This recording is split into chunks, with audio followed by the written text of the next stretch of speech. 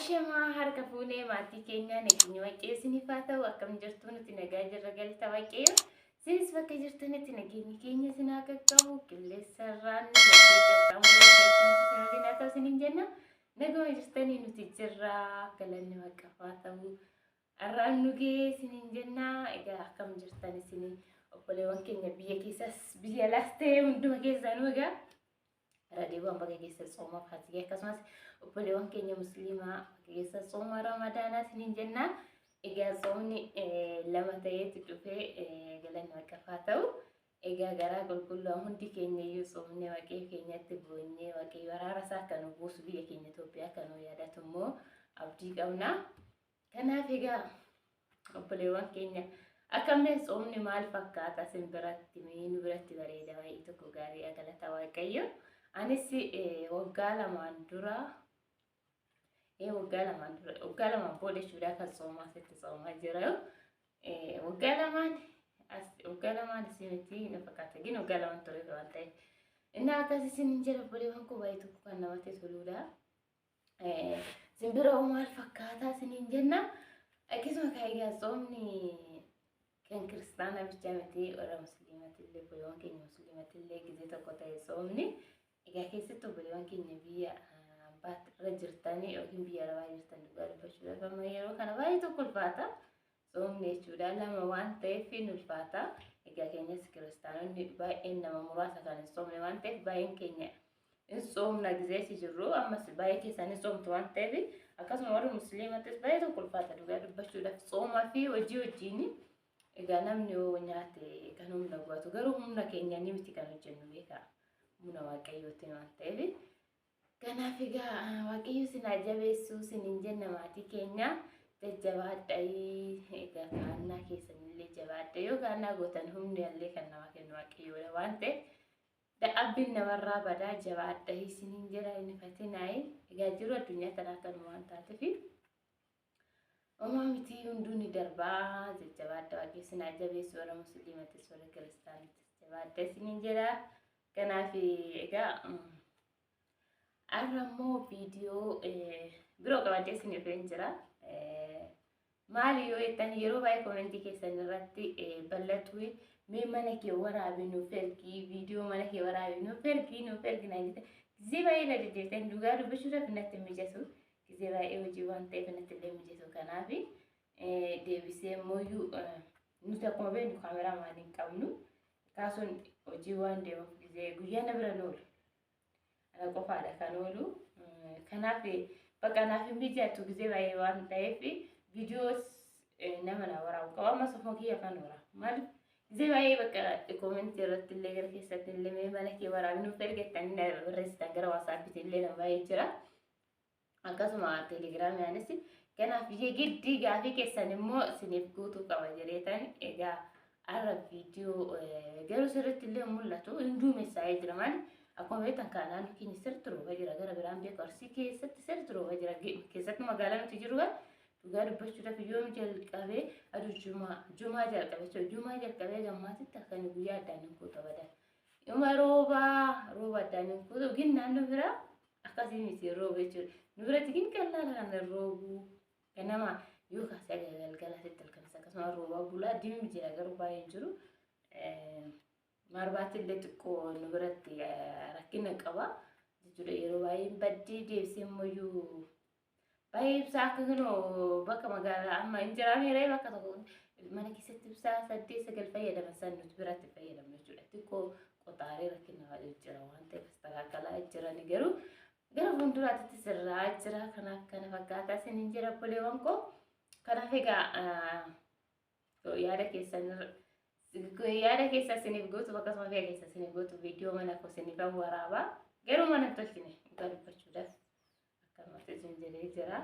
Natti mijatu maaliif akkuma isiniin jedhe hojii eegalee jira gibboo keessa waan ta'eef yeroo baay'ee waa'ee ammamuuf waa'ee manaatu yaadadhu achumaan oola.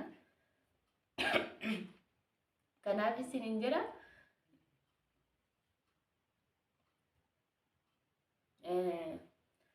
Egaa amma isiniif waraabaa adduma keenya darallee waan ta'eef isiniif waraabaa kaasuun hojii hin gatanatti kan dhufu ta'e inni naa waraabuu sirriitti agarsiisa. Kana fakkaata isiniin jedha obboleewwan koo. Egaa jajjabaadhaa kan nageetiin illee jabaadhaa. Waaqayyo keenya immoo inni araara nu haa buusu. Waan hundumaa caala dhugaa waaqa biyya keenya nagaa nu haa godhu. Bakka biyya keenya nagaa nu godhee uummata keenya fa'aa wallaalee kan afaan tokko nuuf godhee bakka Itoophiyaan akka yeroo duraa sani akka yeroo nuti alannu sanitti osoo nu deebitee dhugaa dubbachuudhaaf jireenyi illee baay'ee qaala'ee jira. Sanarraan bakka nageenyi hin jiru. Nageenyi iddoo jiraate jireenyi illee furmaata argata kanatti hin jiru. Hundaafiyyuu waaqayyo beeka ka inni waan hundaa beekaa isinillee jabaadhaa isiniin jira.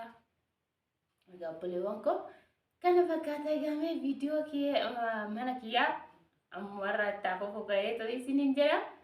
Egaa viidiyoo keenya dhugaa dubbachuudhaaf erga eegallee amma baatii 4 keessa jira na fakkaate. Oma nuuf guddachaa hin jiru. Nutis garuu viidiyoo baay'ee irratti nu jennu yeroo tokko tokko addaan boqonnaa waan ta'eef please viidiyoo keenya subscribe nu godhaa. Maatii nuuf ta'a warri maatii nuuf hin taane maatii nuuf ta'a nu jajjabeessaa. Isin hin jenne obboleewwan koo namni baay'ee kan laalu garuu viidiyoo subscribe nuuf hin gootanii nuuf godha dhugaa waaqa. Maaliif rakkoo qabu wal guddisne rakkoon qabu waan ta'eef nuti amma nama hundaayyuu hin guddisne dhugaa dubbachuudhaaf. Maaliif uumaa yaada waayifii waa fayyadamnuuf sinis waayifii fayyadamtanii bakka subscribe gootanii inni ulfaatu waan ta'eef. Kanaafiyyuu dhugaa viidiyoo keenya share illee nu godha subscribe illee nu godha.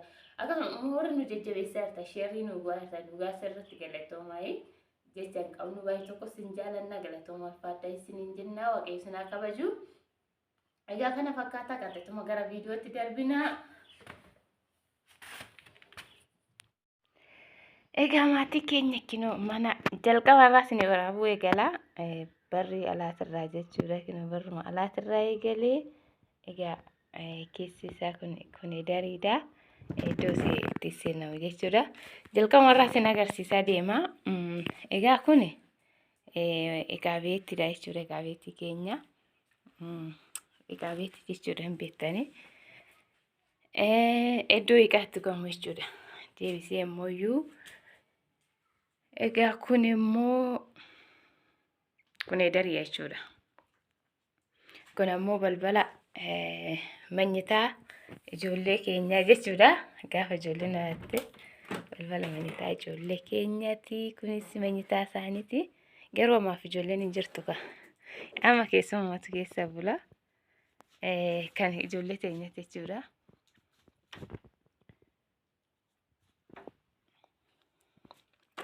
Algaanis qophaa'ee jira waan hunduu qophaa'ee jira. Ijoolleen ufuu bichaadha malee. Ammaaf garuu keessummaa keessa bula. Egaa kun manyitaa ijoollee keenyaati jechuudha. Isatti aansee immoo manyitaa keenya jechuudha. Isatti aansee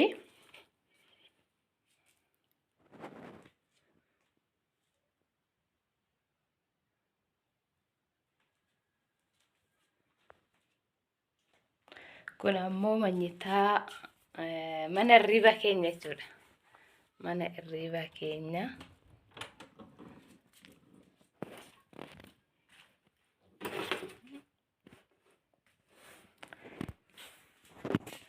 Mana hirribati kuni kan keenyaa jechuudha. Deemuun jira garuu kana fakkaata. Kuni mana manyitaa kiyyaaf kan kaasuti jechuudha. Mana hirriba keenya jechuudha. Hirriba jedhama meere. Deemuun jira fotoon garuu baay'ee mul'isu waan ta'eef mana hirriba keenyatti. Kun shantaa gosoota baluuti jechuudha. Gosoota baluuti kanas ta'a kuni.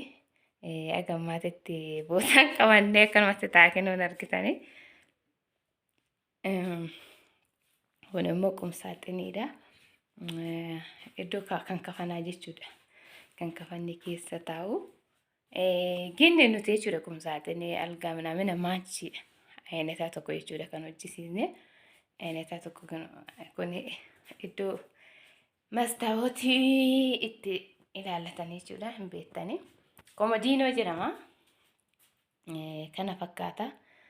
Egaa kana fakkaata manyitaan keenya. Siniin jala diimuu jira garuu maaliif manyitaa keenya fuulduraan wanno saarbisii waan jiruuf diimuu jira. Kanatti siniin jennaa. Egaa kana fakkaata siniin jenna maatii keenya.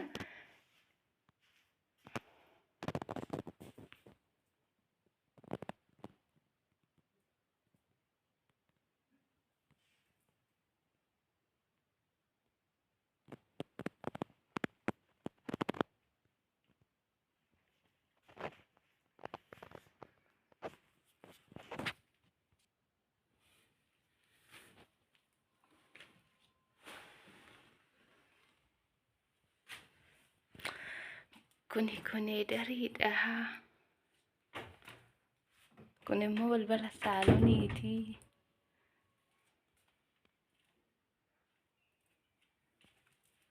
Ammasumaan gara saaloonii seenne jechuudha. Gara saaloonii yoo seenne egaa kana fakkaata saalooniin keenya.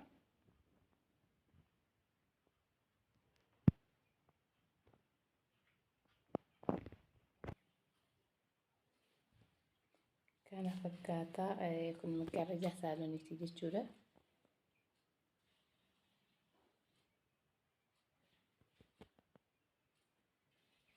Kun immoo hin beektu maalidha?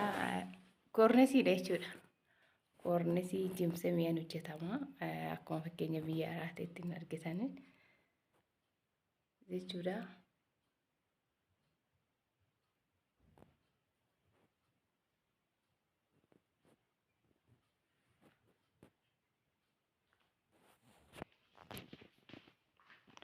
Magariisa amma walitti deebisee nu cufe akkana jechuudha.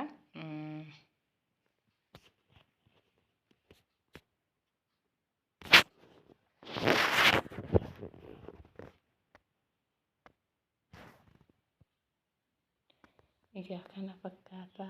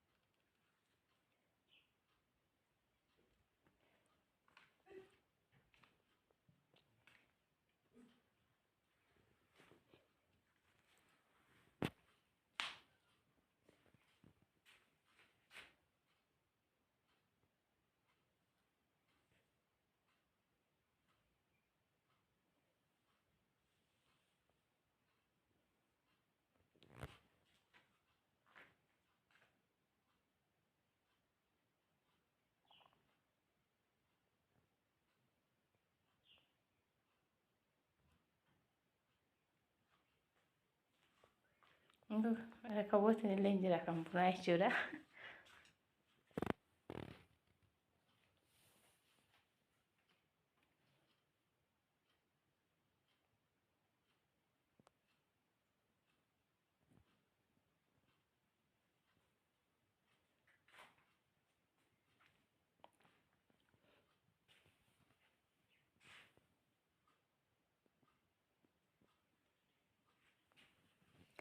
Egaa maatii keenya kana fakkaata viidiyoon keenya guyyaa irraa asiniin jenna. Egaa mana baluu gizee baay'ee kan na gaafatan kana asiniin jenna egaa maatii keenya. Kinoo laalaa isiniin jenna. Kana bakka viidiyoo keenya viidiyoo sitti neeressuu dhugaa sanitti neeressee jira sagalee. Kanaaf nagaa ta'aa jiraadha waaqessi nu wajjin jiraatu soomnillee sooma gaarii sooma araaraa nuuf haa ta'u isiniin jenna. Nagaa ta'aa horaa bulaa sin jaalannaa. Viidiyoo keenya illee immoo nu guddisaa subscribe like share nu gochuu hin dagatinaa isiniin jenna. Egaa nagaa ta'aa sin jaalannaa bye bye.